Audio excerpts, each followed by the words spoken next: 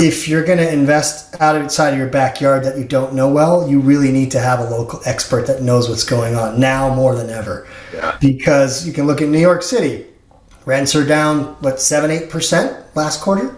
Yeah. That's no joke. Okay, look at San Francisco, down 5.5% last quarter. And then you've got places like Phoenix and submarkets within Phoenix that are still going up, right? And so why is that, right? You just need to know the local market now more than ever. So I think for us, like looking forward, what's going to happen? Well, we got low interest rates. I think the Fed has clearly stated numerous times that's most likely going to stay with us for a number of years. I think they said until 2023. That's great. It makes things a little bit more affordable to buy.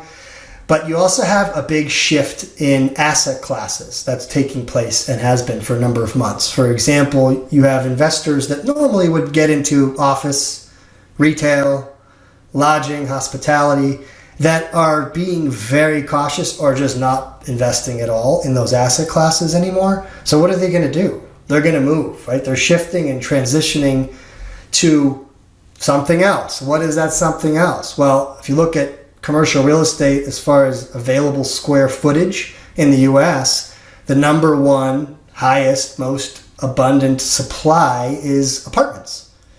Yeah. There's more square footage available of apartments than any other real estate asset class. So a lot of that money is going to and is migrating towards apartments. So what does that mean? It means demand for that asset from investors is going up. I think that's just going to continue, Charles, for a number of years, especially since they've been relatively resilient through the pandemic thus far, as far as performance. You're seeing the same thing in especially mobile home parks, which have a very small amount of supply, and you cannot make more mobile home parks. So that is a very unique niche asset class, and the cap rates on a lot of mobile home parks and growth markets are lower than they are in apartments today. Wow. Trying to stomach that. 5 years ago, it was a lot higher. So they've seen a lot of cap rate compression. So you got to, again, be careful not to overpay.